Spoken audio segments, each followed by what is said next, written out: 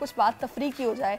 तो जहाँ बात तफरी की आती है तो वहाँ हम सिनेमास का रुख करते हैं। कोई भी बड़ा फेस्टिवल हो, इवेंट हो, तो हमारी फैमिली के साथ, जो कजन्स के साथ प्लान्स बनते हैं, तो उनमें सिनेमा जाने का ज़रूर बनता है। आपका बनता है? बिल्कुल। अब तो कुछ साल से कोई अच्छी फिल्में आए, क्योंकि मैं रिव्यूज़ देखता हूँ, फिर उसके बाद मैं वो पहले ही खिड़की तोड़ वाला ही रश में कभी जिंदगी में फिल्म नहीं देखी। यानी आप रेटिंग देखने के बाद जाते हैं? और वो भी मखसूस लोगों के, अगर वो लिख रहे हैं, वो बता रहे हैं तो जाएंगे। अदरवाइज बहुत से लोगों को बहुत सी फिल्में पसंद आती हैं, हमें नहीं पसंद आ रही होती। लेकिन 2023 की बात करते हैं। साल 2023 में मुतादिद फिल्में जो हैं वो फ्लॉप ही नज़र आई हैं, अपना कोई बिजनेस भी शायद पूरा नहीं कर पाई हैं, और यके बाद दीगरे 4 फिल्म्स भी रिलीज़ हुई तो वो कामयाब नहीं हुई। 18 फिल्में इस साल थी, बिल्कुल, लेकिन कामयाबी कोई ऐसी फिल्म नहीं जिसने कोई बड़ा ज़बरदस्त इंप्रेशन छोड़ा हो कि आपको याद रह जाए, जिस तरह हम बॉलीवुड की फिल्म्स देखते हैं। वेरी सॉरी टू से, लेकिन जाहिर है भले दुश्मन है, लेकिन अगर काम अच्छा करते हैं तो अप्रिशिएट तो करना चाहिए।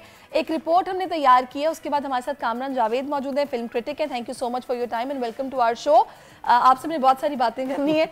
साल 2023 तो जैसा तैसा गुजर गया है। सिनेमा बेचारे जो है वो एक अच्छी फिल्म देखने के लिए बेताब थे, लेकिन जब भी निकले, हाँ ठीक है, अच्छी है, तो क्या बचा है कामरान? ये साल जो है वो ऐसे ही रहेगा। ये साल शायद सालों के अंदर शायद सबसे बुरा साल रहा है साल पाकिस्तान। 2023 साल 2023। अच्छा, क्योंकि अगर आप सिर्फ लास्ट डेकेड ही देखें, क्योंकि last decade I think count करना चाहिए, तब से ही आपके मल्टीप्लेक्सेस पे फिल्म्स जो आना शुरू हुई 2013 से।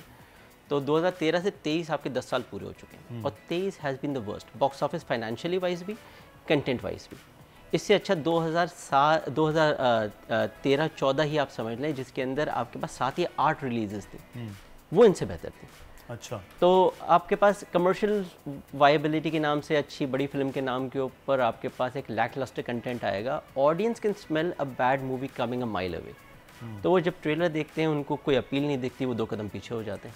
मुझे बताइए इसमें फैक्टर्स क्या इन्वॉल्व हैं? मतलब क्या कंटेंट अच्छा लिखने वाले नहीं थे, स्क्रिप्ट अच्छा नहीं था, या फिर एक्टर्स अच्छे नहीं थे, डिस्ट्रीब्यूटर्स से जो कर रहे हैं वो कर रहे हैं? मसला क्या था? देखिए, इश्यूज़ ये हो जाता है कि आप फर्स्ट ऑफ ऑल राइटर्स तो है नहीं पाकिस्तान के अंदर जो सिनेमा या फिल्म को समझ के लिखें।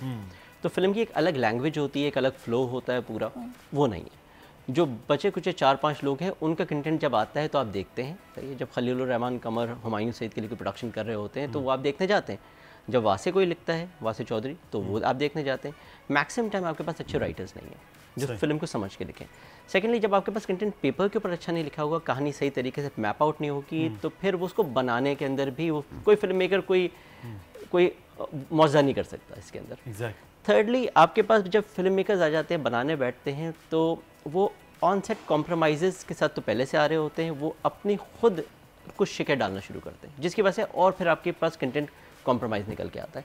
तो कॉम्प्रोमाइज़ पे कॉम्प्रोमाइज़ पे कॉम्प्रोमाइज़, तो वो प्रोडक्ट निकलता ही नहीं है फिर। ये सबसे बड़ा इशू है।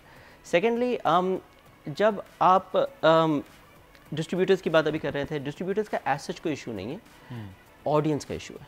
You have to get the audience back into cinema. बिल्कुल।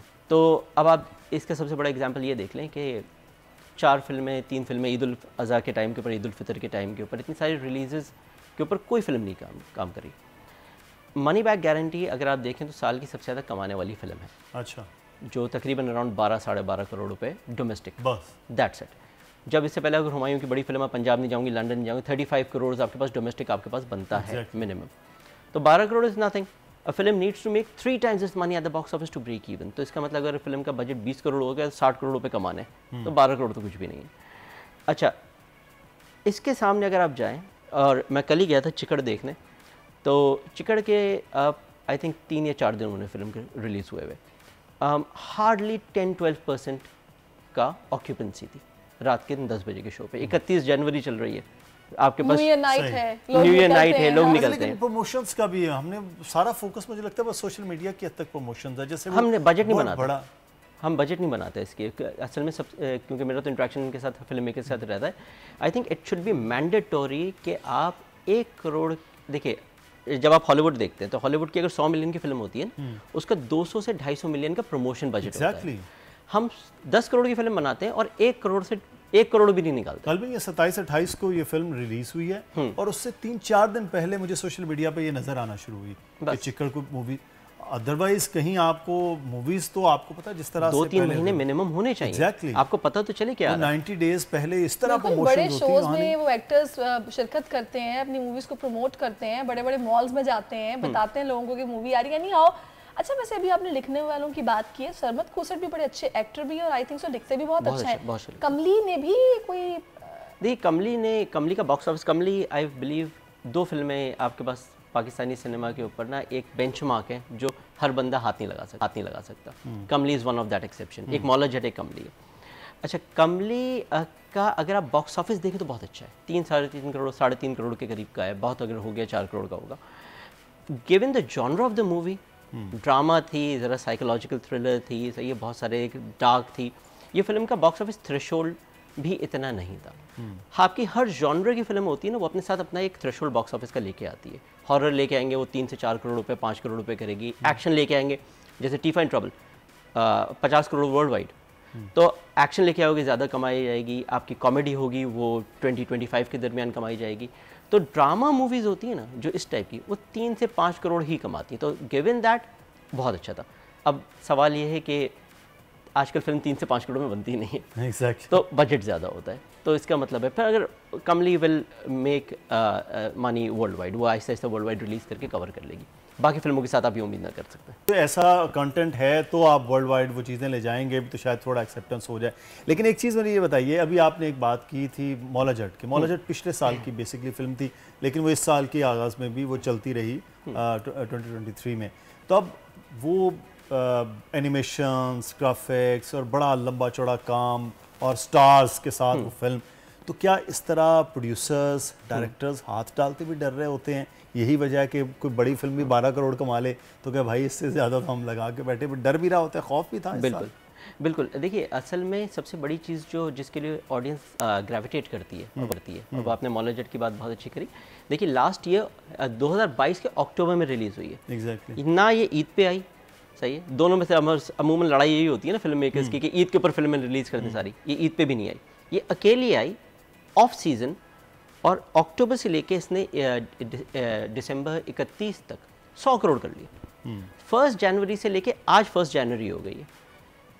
ये अभी भी साल की सबसे ज़्यादा कमाने वाली फिल्म है। अच्छा। अभी भी मिनिमम वीकेंड के ऊपर इसका 50% प्लस की ऑक्यूपेंसी होती है। अच्छा। कल के शो के अंदर भी अराउंड 30% 40% की ऑक्यूपेंसी थी एट्रियम के अंदर। अच्छा। तो आपके पास इस साल मौला जट ने तकरीबन 18 से 19 करोड़ रुपए कमा लिए। तो मसला ये है कि रिपीट वैल्यू, ऑडियंस को दे getting a bang for the buck. मैंने कुछ अर्से पहले एक आर्टिकल लिखा था विच वॉज अबाउट कि why aren't audience going out to cinema. सादी बात है, ऑडियंस क्यों नहीं आ रही? तो उसमें 2 सवाल थे सिर्फ। आपने लास्ट पाकिस्तानी मूवी कौन सी देखी, और अगर आप नहीं जाते तो क्यों नहीं जाते? तो कहते हैं भाई मसला पैसे का नहीं है, टिकट प्राइस का नहीं है। सारे फिल्म मेकर्स कहते हैं टिकट प्राइस कम करें। कैसे कम होगी भाई? आपका पेट्रोल जिस ज़माने में 100 रुपये लीटर था, उस ज़माने में तो आप कर सकते थे कि सिनेमा की टिकट प्राइस ज़्यादा है। जो 100 रुपये की टिकट उस ज़माने के अंदर थी, वही टिकट प्राइस आज तक चल रही है। टिकत प्राइस में 19-20 का डिफरेंस है। एग्जैक्टली इस तरह नहीं है। मगर पेट्रोल आपका 300 हो गया, दूध आपका महंगा हो गया, अंडे महंगे हो गए। तो आपकी अगर एक आज की रात की डाइनिंग होती है, उससे सिनेमा का टिकट सस्ता है। बिल्कुल। तो अब ऑडियंस सिर्फ इसलिए नहीं जा रही क्योंकि उनके मतलब का कंटेंट है। आप उन और प्लस आप बनाएं तो प्लस साथ साथ कम से कम 2-3 महीने की पब्लिसिटी करें, एक एडिकेट अमाउंट करें, ऑडियंस को एंटाइज तो करें। उनको पता ही नहीं चलेगा क्या आ रहा है तो कैसे जाएंगे। और इसके अलावा इमरान, एक चीज़ और जो कि मैं अभी ऑफ कैम भी आपसे डिस्कस करती, तो मुझे लॉलीवुड नाम से भी थोड़ी प्रॉब्लम है। एटलीस्ट कि लॉलीवुड नहीं होना चाहिए, बॉलीवुड से कोई कंपैरिजन नहीं है। लॉलीवुड का कोई और नाम रख लो भाई, ये नाम नहीं ठीक है। देखिए, असल टाइटल है पाकिस्तानी सिनेमा। लॉलीवुड जैसे आपके पास रीजनल सिनेमाज होते हैं, है ना, आपके पास टॉलीवुड होता है, आपका कॉलीवुड होता है इंडिया के अंदर। साउथ इंडिया का एक अलग नाम है, सही है, कैलकाटा के सिनेमा के एक अलग नाम है, सही है। आपके पास बॉलीवुड हिंदी लैंग्वेज सिनेमा है, सही। वैसे लॉलीवुड का टर्म 70 से आया, 70 से पहले ये टर्म नहीं था। अच्छा। और वो भी सिर्फ इस वजह से था क्योंकि कराची की इंडस्ट्री बैठना शुरू हो गई थी। रीजनल सिनेमा जो छोटे बजट की फिल्म थी 10 लाख रुपए की, वो 30 से 40-50 लाख रुपए कमा रही थी। सही। तो अचानक logistically and business wise that made sense. तो अचानक जब आपके पास उर्दू लैंग्वेज सिनेमा बैठा, रीजनल पंजाबी लैंग्वेज सिनेमा उठा, और आज तक पंजाबी लैंग्वेज सिनेमा ज़्यादा कमाता है उर्दू से। आपके पास कराची में जितनी स्क्रीन्स होंगी मुश्किल से 10-12, टोटल पाकिस्तान में 150 के करीब, 150 से कम स्क्रीन अब बची हैं, बहुत सारी बंद हो गई हैं जी। उसमें से भी 51 स्क्रीन सिर्फ लाहौर है।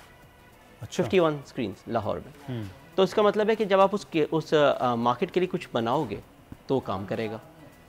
तो लॉलीवुड का टर्म वहीं से आया। वहाँ भी 2 तरह की स्क्रीन्स हैं, एक बहुत लो बजट की आज भी फिल्में बन रही हैं पंजाबी की, और एक अच्छे सिनेमाज जो हैं मल्टीप्लेक्स वो भी, तो वो दोनों तरह के सिनेमाज भी चल रहे हैं। यहाँ तो सिर्फ एक साइड पे सिनेमाज चल रहे हैं, ये भी एक बड़ा फ़र्क है कि एक साइड पे 1000 रुपये का टिकट है, दूसरी साइड में 300 वाला सिनेमा भी बंद हो गया ना, वही वाला पुराना बिल्कुल बंद हो गया बिल्कुल। वो तो ये भी एक मेरा ख्याल है फैक्टर है कि वहाँ भी फिल्म नहीं लग सकती।